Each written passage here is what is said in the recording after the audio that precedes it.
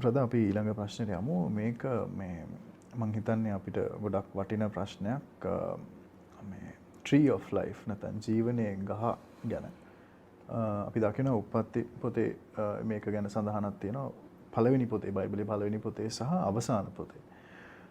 මේක කොච්චර අපිට වැදගත්ද මේ ගහ? අතරම වැදගත්. මොකද දෙවියන් වහන්සේ අපි දකිනවා ඒදන් උයනේදී ආදාම් සහ ඒවා හදලා ඒදන් උයනේ එක ගහක් තිබුණා ජීවන වෘක්ෂය කියලා අපි දකිනවා එක තියෙනවා එහෙම. ඊට පස්සේ තමයි දෙවියන් වහන්සේ තව ගහක් පෙන්නලා කියන්නේ මේ ගහෙන් කන්න එපා කියලා. දැන් ජීවන වෘක්ෂයේ අරමුණ තමයි සදාකාලිකත්වය. ඒක සංකේතයක් නෙමෙයි. ඒක ඇත්තටම තිබිච්ච ගහක්. හරි. ඉතින් ඒ සදාකාලිකත්වයට යන්න නම් අමරණීය ස්වභාවය ඇති වෙන්න ඒ ජීවන වෘක්ෂයෙන් කන්න ඕනේ. එතකොට තමයි ඒක තමයි ජීවන වෘක්ෂය කියන්නේ. ඒ කියන්නේ ජීවනය දෙන ගහ. ඒ ගහෙන් කනකොට මැරෙන්නේ නැහැ. හරි. ඉතින් ඔය ගහ තිබුණා ඒ දන් උයනේ. ආදම් පාපයට වැටුණාට පස්සේ අපි දකිනවා උප්පත්ති පොතේ 3 වෙනි පරිච්ඡේදයේ විශේෂයෙන්ම 22 කියනවා දෙවියන් වහන්සේ ඒගොල්ලන්ට දඬුවම් දීලා අර ඔක්කොම කරලා ඉවරනට පස්සේ කියනවා මෙන්න මිනිස්සයා දැන් අපි වගේ වෙලා තියෙනවා. ඒ නිසා පාපයට වැටිලා. එතකොට ඒ පාපයට වැටිලා තියෙනවා. ඒ වගේම අවබෝධය අපි වගේ ඇවිල්ලා තියෙනවා. දෙවියන් වහන්සේ ওই කාරණා දෙකම කියනවා. ඊට කියලා කියනවා දැන් පාපයට වැටිලා ඉන්න මේ මිනිස්සයා බැරි වෙලාවත් ජීවන වෘක්ෂයෙන් අරන් කෑවොත් පාපිෂ්ඨ ස්වභාවයෙන් සදාකාලිකව ජීවත් වෙන්න යනවා. ඒක නිසා දෙවියන් වහන්සේ මොකද කරන්නේ? උප්පත්ති පොතේම කියනවා එතන 20 23 24 පදවල කියනවා දෙවියන් වහන්සේ මිනිස්යාව ඒදන් උයනෙන් පැන්නුවා. එළියට දැම්මා. උයනෙන් එළියට දාලා උයනට ඇතුල් වෙන දොරටු වල කෙරුබ්වරු තිබ්බා. හරි? කඩුවක් එක්ක. ඒ කියන්නේ කිසි කෙනෙකුට ඒකට ඇතුල් නොවෙන පිණිස. අදටත් ඔය පාරාදීසය මේ පොළවේ තියෙනවා. හරි? විද්‍යාවේ ඉන්න අය ඉතින් අපිට හිනාවේ කොචොක් එකද හැබැයි විලා තියෙන විද්‍යාවටත් හොයාගන්න බැරි ගොඩක් දේවල් අද තියෙනවා. ඔය ජීවන වෘක්ෂයේ තියෙන ඒ දන් වෙන අද තාම මේ පොළවේ තියෙනවා. ඒක මිනිස්යාගෙන් හැංගිලා තියෙන්නේ. මිනිස්යාගේ ස්වභාවික ඇස් වලට හැංගිලා තියෙන්නේ. හරි? ඉතින් යේසුස් වහන්සේ කතා කරනවා එලිදරව් පොතේ ඔබ කිව්වා වගේ අන්තිම වෙනකොට මේ ජීවන වෘක්ෂය අර යේසුස් වහන්සේ දෙවියන් වහන්සේ ස්ථාපිත කරන අලුත් ආසේ අලුත් පොළවේ තියෙන්න යනවා කියලා. හැබැයි ඊට ඉස්සෙල්ලා යේසුස් වහන්සේ කියනවා එලිදරව් පොතේ දෙවනි පරිච්ඡේදයේ 7 වෙනි පදයේ කියනවා සභාවන්ට ලියනකොට ජය ගන්නාට මම ජීවන වෘක්ෂයෙන් කණ්ඩ දෙනවා කියලා. හරි. එතකොට අපේ ජීවිතවල අපිට එන ඒ දේවල් යේසුස් වහන්සේගේ වචනයට අනුව අපි ජය අරගෙන උන්වහන්සේත් එක්ක අපි ලං වෙනකොට යේසුස් වහන්සේ කියනවා අන්න ඒ කණ්ඩායමට ජීවන වෘක්ෂයෙන් මම කන්න දෙනවා. හරි. එතකොට ඒ වගේ අපි දකින අවසානයේ ලිදරව් පොතේ 22 දෙවනි පදයේ කියනවා ඒ ගංගාවන් තියෙනවා මේ දේවල් තියෙනවා ගංගා අයිනේ ජීවන වෘක්ෂය තියෙනවා. ඒ ජීවන වෘක්ෂයෙන් මොනවාද වෙන්නේ? ජාතීන්ට සුව වෙන පිණිස ඒක කොළ තියෙනවා. ඒ ගෙඩි වලින් සදාකාලික ජීවනය ලැබෙනවා. ඒකෙන් කන්න අයිතිය ලැබෙන්නේ දෙවියන් වහන්සේගේ රාජ්‍යයට ඇතුල් වෙන අයට විතරයි. ඒක තමයි ජීවන වෘක්ෂය කියලා කියන්නේ. ඒක ඇත්ත ගහක්. මේක මේ මනං කල්පිත සංකේතාත්මක එකක් නෙමෙයි. ඒක ඇත්ත ගහක්. මොකද එලිදරව් පොතේ තියෙන ගොඩක් අය කියන එලිදරව් පොතේ ගොඩක් තියෙන සංකේත කියලා. ඒතර උප්පත්ති පොතේ තියෙන සංකේතයක් නෙමෙයි. උප්පත්ති පොතේම ගහක් තිබුණා. දැනට ඒක දෙවියන් වහන්සේ අපෙන් සංගවගෙන ඉන්නවා. සංගවලා තියෙනවා. අපි දන්නේ නැහැ කොහෙද තියෙන්නේ කියලා. අපි තවත් ඒ වගේම දෙයක් ගැන තමයි කතා කරන්න යන්නේ දැන්. ජීවනයේ පොත මේක අපිට කොච්චර වැදගත්ද?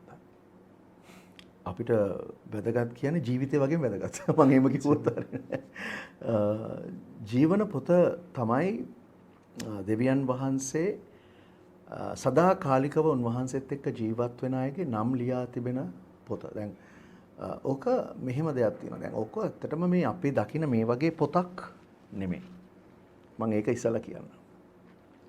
මේක මේ print කරපු printing press එකක print කරපු මේ ස්වභාවික ගස් වලින් ගත්ත කොළ අරගෙන හදපු පොතක් මේක. දැන් ජීවන පොත ඒ වගේ පොතක් නෙමෙයි. අපි සාමාන්‍යයෙන් චිත්‍රපටි වල හරි රූපයක හරි අපිට සංකේතයක් අරගන්න අපි ඒක පාවිච්චි කරාට ඒ වගේ පොතක් ඒක හිම පොතක් මේක ස්වර්ගික දෙයක්. ඒතර දෙවියන් වහන්සේ යම්කිසි වාර්තාගත කිරීමක් කරලා තියෙනවා. ඕකට අපි පොත කියලා කිව්වට දැන් අපි කියන්නේ පොත කියලා සිංහල භාෂාවෙන්නේ. ඕක ලියුනේ ස්ක්‍රෝල් එක කියලා. මොකද ඒක දවස්වල තුනේ පොත් කියලා අදහස් කරේ ස්ක්‍රෝල් එක රෝල් කරලා තියෙන එක. ඒතර ඒ එහෙම තමයි ඉස්සෙල්ලා සඳහන් කරේ.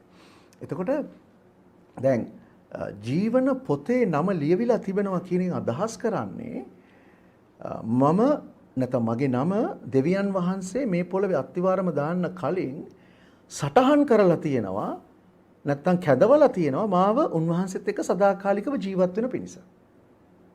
හරි. එතකොට යේසුස් වහන්සේගේ ගෝලයන් 70 උන්වහන්සේ යවලා බලය දීලා යක්කු දුරු කරන්න සුව කරන්න බලය දීලා යවුවාම ඒගොල්ලෝ ගිහිල්ලා යාඥා කරනකොට යේසුස් වහන්සේගේ නාමයෙන් යක්කු එළවෙනකොට ඒගොල්ලන්ට හරි නිකන් මැජික් එකක් වගේ වුණා ඒක.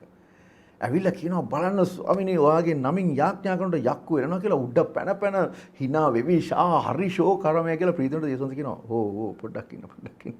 මේ ඕගොල්ලෝ සන්තෝෂ වෙන්න එපා. ඔයා යක්කු එළෙව්වා කියලා. ඕගොල්ලෝ සන්තෝෂ වෙන්න ඔයාගේ නම ජීවන පොතේ ලියලා තියෙන එක. ඒ කියන්නේ වැදගත් වෙන්නේ යේසුස් වහන්සේට අනුව යක්ෂ එළවෙන එකවත් හාස්කම් කරන එකවත් මුකුත් නෙමෙයි. සදාකාලික ජීවනයේ උන්වහන්සේත් එක්ක ඇතුල් වෙන එකයි දෙවියන් වහන්සේට වැදගත්. එහෙම ඒක ස්ථිර වෙන දේ තමයි මගේ නම ජීවන පොතේ ලියලා තියෙනවා කියන එක. ඒතකොට අපි දකිනවා එළිදරව් පොතේ අන්තිමට 20 වෙනි පරිච්ඡේදයේ 19 අපි දකිනවා නිතර කතා වෙනවා.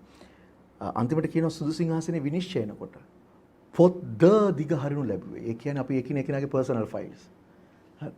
ඊට පස්සේ තව පොතක් ජීවන පොත වන තවත් පොතක් දිග හරිනු ලැබුවේ.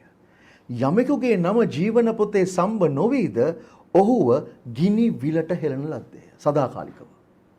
ඒතර යමෙක්ගේ නම ජීවන පොතේ නැත්තම් එහෙනම් එයා සදාකාලිකව ගිනි විලේ පිච්චෙනවා. හරි. හැබැයි තව දෙයක් මම කියන්න. භයානක දෙයක්.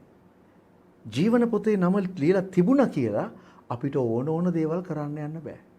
මොකද ස්වර්ගයේ තියෙන ඉරේසර් එකක්. ඒ ඉරේසර් එක තියෙන යේසුස් වහන්සේගේ අතේ. යේසුස් වහන්සේ කතා කරලා කියනවා ජය ගන්නාගේ නම මම ජීවන පොතෙන් මකා දමන්නේ නැහැ කියලා. හරිද? ජය ගන්නාගේ. මං අහන්නද පරාදින කෙනාට මොකද වෙන්නේ එතකොට? ජය නොගන්න කෙනාට මකනවා. ඒතර යේසුස් වහන්සේට හැකියාව තියෙනවා ලියලා තියෙන නම මකා දමන්න. ඒකම තමයි මෝසස් කියන්නේ දෙවියන් වහන්සේට සෙනගට දෙවියන් වහන්සේ විනාශ කරන්න යනකොට ඊශ්‍රායල් කපු සෙනග අකීකරු කමට විනාශ කරන්න යනකොට මෝසස් කියනවා අනේ ස්වාමීනි ඒක කරන්න එපා. මගේ නම ජීවන පොතෙන් අයින් කරලා දාන්න. ඒගොල්ලන්ට මුකුත් කරන්න එපා. ඒ කාලේ ඉඳලම ජීවන පොත ගැන තිබුණා. එතකොට ඒ ජීවන පොතේ නම ලියවෙනවා කියලා තියෙන්නේ. ඒක අදහස් කරන්නේ සදාකාලික ජීවනට අපි උරුමකම ලැබුවා කියන එකයි.